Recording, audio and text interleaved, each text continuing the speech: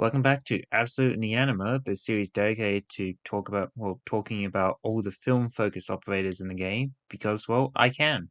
So anyway, back in my top 10 phase video, and also I guess the Nian video, I named Nian my favorite operator, because I felt like she was very much me, but if I would be allowed to at least pick two operators that best represent me, it would be Nian and Fiammetta. Wicked Wing over here is honestly my favorite member of the film's Lover Club because she shares similar opinions on mainstream cinema as me. That it's shit. Like gameplay wise as well, she very much appealed to me because while her S2 and SV can be clunky to set up, it very much clicked with me quite easily once I realized it's like playing Moo where you're searching for the optimal range blob tile. Truly a good use of my pattern recognition skills that have been developed over years of tactician use. Anyway, also I can't help but I feel like Fiammetta is the ultimate artillery sniper, which is the reason why I'm talking about her today. Yeah, I know W exists, but Fiammetta hits new levels of explosive power, and I love her for that. Not only that, she feels more satisfying to use because of the extra effort you need to put into accommodating her for her, which is a flaw, but awkward units like Fia are my jam, and I love having to plan around them.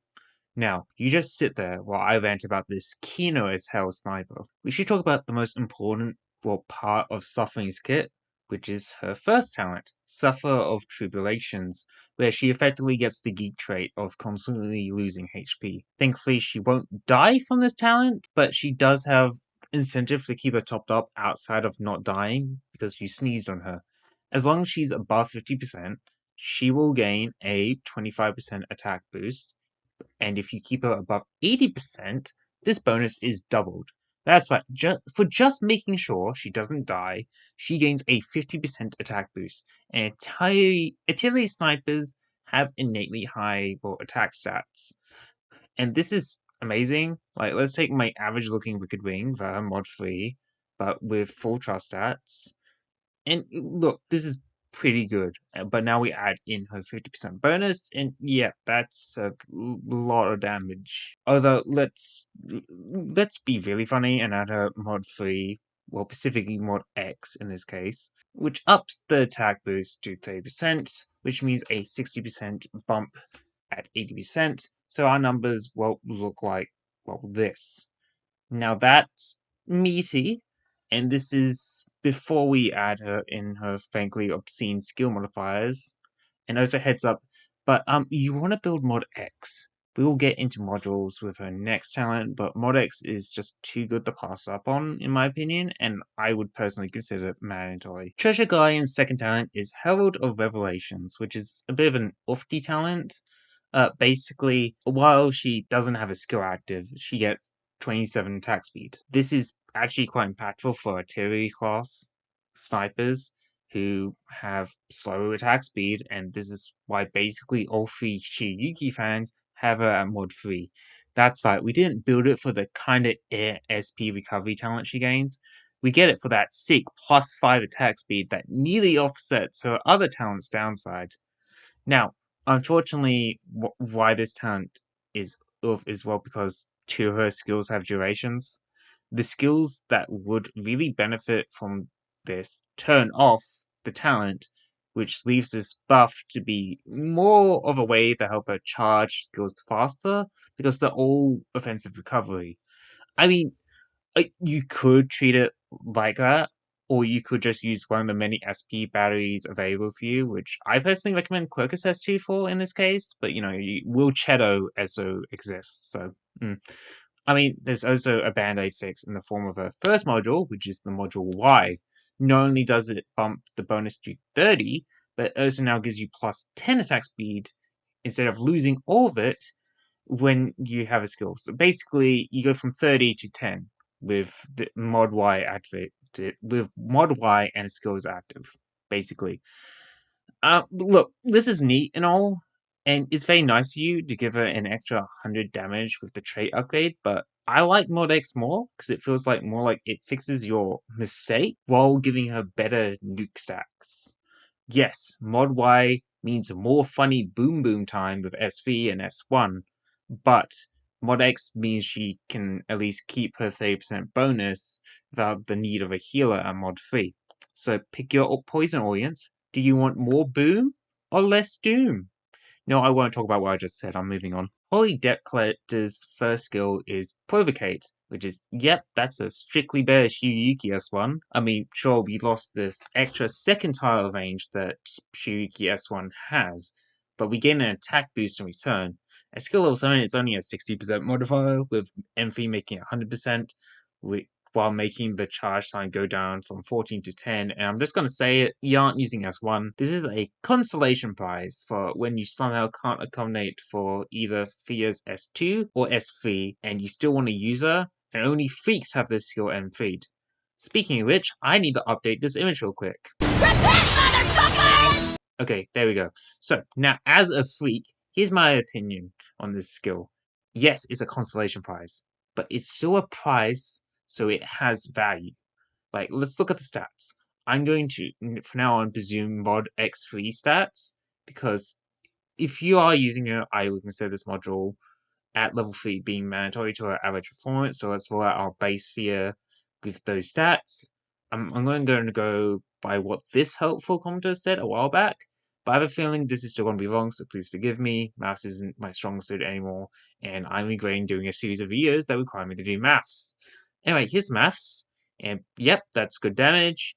And also probably wrong, so I asked someone to double check, and then they did this formula, which I'm going to use, and I swear if this is wrong too, I'm going to commit seppuku. Anyway, update skill level 7 maths, and I include M3 at the bottom, which, yeah, there is a lot of damage to do before defense calc, but it's still on the low end compared to the skill level 7 versions of her other skills.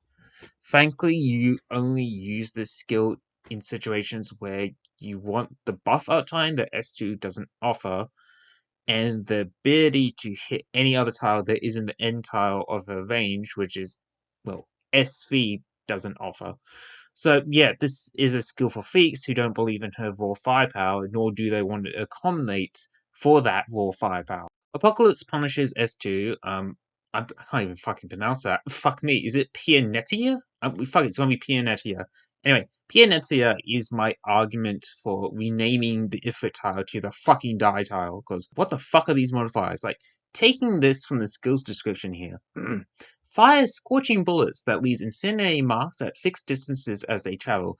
And I feel like this is, well, misleading. It should say launch a line up of napalm nukes, because that's what it feels like. I'm pretty sure this is the stuff that the US government made and went, yeah, this is too far. We're going like too far, let's just swap back to normal napalm. What makes this skill good is the fact that it does 2 instances of nuking in one go, back to back. Yes, it's bad on paper, because as brawlers have proven, you would rather have one big hit rather than several small hits. But these modifiers prove that if you make the numbers big enough, nothing can be bad. Just look at skill level 7. It's a 320% modifier for the initial explosion, with the follow-up explosions being 160% for the marks exploding shortly after. The second explosion also has a smaller blast radius at 1.1, but the initial cast explosion has 1.5. But I'm just going to say that's never pointless. It's pointless. Anyway, let's focus on the important parts. The war crimes that this skill commits. You know the drill. Here's our average stats we're working with, and we put it for the modifiers, and we get 3,974 and then 2,301, which is for the second explosion, which is, you know, is all before the almighty defense calc, but like, what the fuck is this? These are obscenely gross when combined together, and I'm glad that they didn't make them more obscene. 彼女のマスタリー3は状況を悪化させます。 What do you mean her M3 makes these modifiers worse? Wait, 400% and 200% respectively? Which means her numbers look like this now? Yeah, I'm going to need to sit down after that. Dawn Destroyer's SV is what I would say is her iconic skill for a very good reason, because... Yeah, okay. Right, Weaponite is good when you can justify using it. Not only it hits in a massive area of 2 tiles, which is honestly huge, because, like, no, really, it's fucking huge. That's effectively a 3x3 area getting fucked right there, but it also buffs her attack to 115%, which is pretty significant, but enemies closer to the initial blast radius, which is 1.1 tiles, if you're wondering, when it comes into effect, they take 185 attack as damage instead. Keyword being instead. You don't get the bonus 15%, which is good, but I wouldn't mind if they kept the 15% modifier or even the 125% we get from the M3 as part of the calculation for that like big direct hit. I mean, yeah, the direct impact area modifier is 120% at M3, but surely they could have let her have more oof to a premier skill. I'm just doing the M3 mouse this time because I'm not confident I'm doing this right. But I got given the formula, so let's do it. It should be on screen now, and yeah, that's good. Not S2 good, but it does sensible numbers. It does its job. And yeah, look, I think honestly the worst part of the skill is just the fact that it exclusively hits that end tile, which means enemies that somehow survive that now need to be picked off by other operators. Sure, that's part of the gameplay design, but look, I think this skill is just not as good as S2. S2 is like just does good solid damage in pretty much effectively her entire range, and she still gets to hit all the other tiles. SV looks cool, but it's just not practical. But when you can justify using it, I think it is honestly better than S2 in that situation. I think it's just up to the player what they want to use in that situation at that point. And for me, I would rather just be using S2. Just saying. I think I've proven my point about Shimming Visual being the ultimate exploder person in the game. Like, yeah, sure, Wizardo is Wizardo, and W has some interesting gimmicks of her own, but if I want raw firepower that isn't stupidly obscene, I'm going to hit my bird up because, damn, she knows how to make the neurons in my brain fire up. No matter the situation, getting a one-eyed chainsaw guy set up and ready to work is a satisfying experience, which always ends with an explosive climax. Not that kind of audience. Yes, she has her clunky aspects, like S3 ignores all this space between her and the nuke. S2 optimizing can be annoying, and the whole killing yourself aspect as well can be a turnoff, but I think all these aspects that make Chosen Overseer more fun to use. It's her flaws that make her interesting. Because, well, that's what makes things interesting. Like, perfection is nice and all, but without perfections, everything starts to look the same. Like, Miss Fetterman, without her flaws, would have just been another W. A great artilleryman with some interesting gimmicks but really nothing else. It's her first talent, and her clunkiness of her two great skills is what makes her Fiammetta. If you ask me, operators with flaws will always be 100% more interesting to me than operators like Ines and Logos, who does so much and end up sandblasting their downsides off in the process. I should end this now before I infuriate any Logos fans, although I know my fan will be crawling into my ass about that, and there she is. Fuck me. Oh. Yeah, anyway, I will elaborate more on why I feel like this in the description for this video's Q&A question. But yeah, no, thanks for watching, and I'll see you for whoever we're doing next time. I think it's Swy. It might be Swy. We'll see. Bye.